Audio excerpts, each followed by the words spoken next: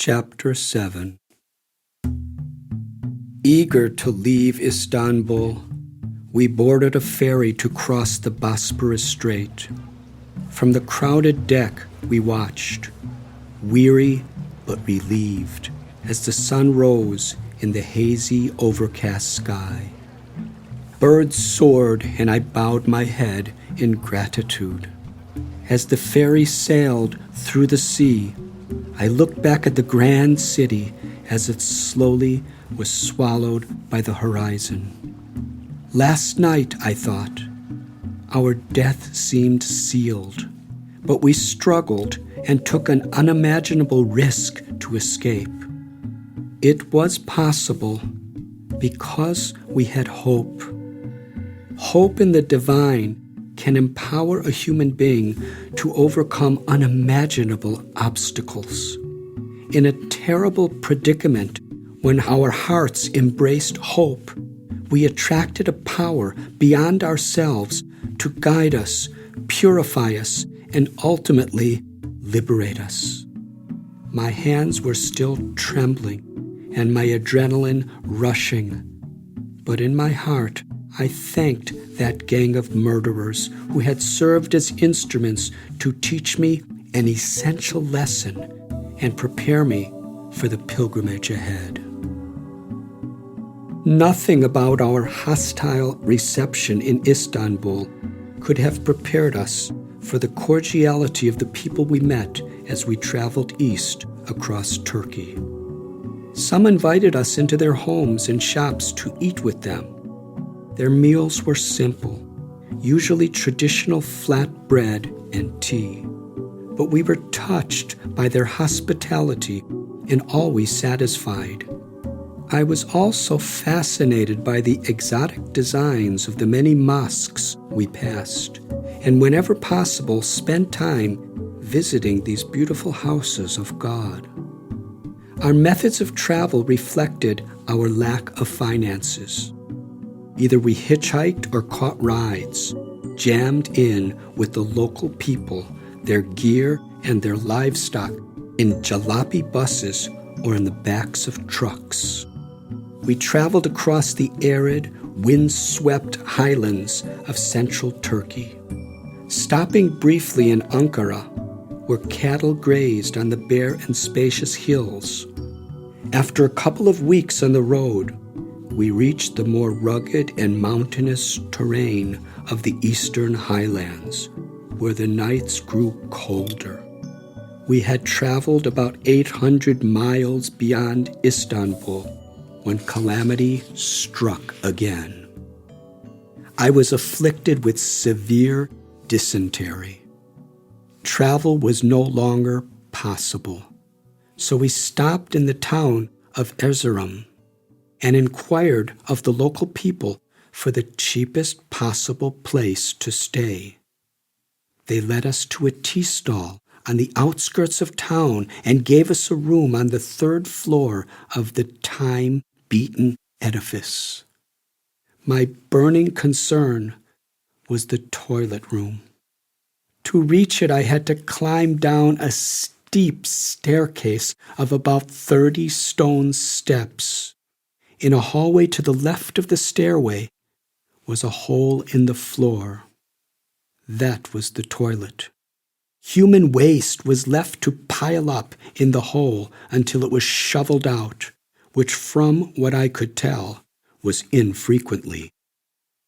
A partition of rotted wooden planks provided privacy. The stench made me dizzy. The air was so thick I felt as if I were drowning. Still, I practically lived in that latrine for days. After finishing my business and hauling my body to the top of the stone steps, I would be forced down again to evacuate. Intense nausea, vomiting, and constant loose movements ravaged my body. My friends, meanwhile, patiently waiting for my recovery, would go out each day to explore the town. One day, alone in the room, I was surprised to see a strange man enter and begin to rummage through Jeff's backpack. Discovering his Swiss Army knife, he plucked it out and announced it to no one in particular. 1 lira. Then he plunked down a lira on the table and hurried away with his new possession. I thought, but the knife is worth much more than that. Despite my precarious condition, I felt it my duty to defend my friend, so I struggled up from my sickbed and chased the man down. I returned his 1 lira and politely insisted that he give me back the knife, which he reluctantly did. Please come back later and discuss with Jeff, I said, wobbling on my legs. He said nothing and left.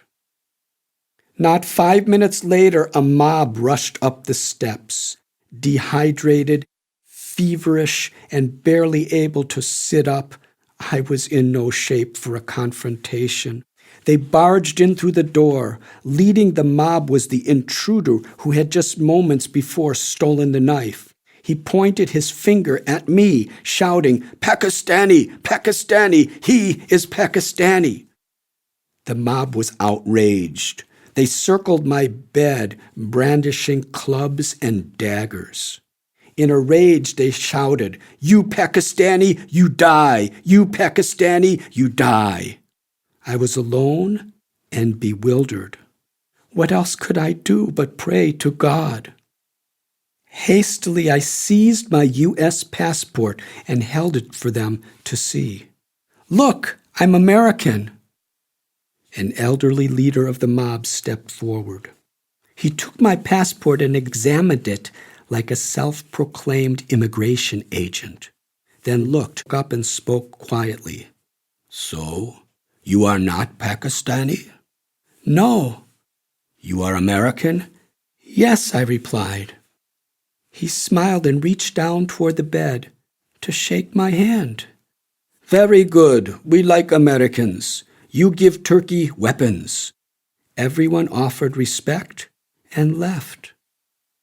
Before I could recover, I heard the mob racing up the stairs once again. I prayed for shelter. Again the mob burst into my room, more than a dozen of them, and surrounded my bed. This time, though, they came in peace, offering me flat bread and tea. The eldest spoke, "You American, this very good. We sorry. Now you eat." Overcome with nausea, I had no appetite. In fact, I gagged from the smell of food. I knew that eating that bread and tea would force me into the horrible latrine for the rest of the day and night. But what could I do? To refuse their gifts would be an insult. This type of hospitality was hard to refuse. I forced a smile and ate the entire plate and more until they were satisfied. Soon after, I did pay the price. My health began to improve slowly. One evening I roamed along the dusty road, astounded by the poverty in the district. Families crowded in decrepit shacks with few possessions and wore raggedy clothes. People crouched down along the dusty road looking hungry and discontent. It was a poverty of a type difficult to comprehend in the West. Even though it was only October, the night air was frigid, a sign of the long, bitter, cold winters in that region of Turkey. To return to our room, I had to enter through a small tea shop on the ground floor of the building.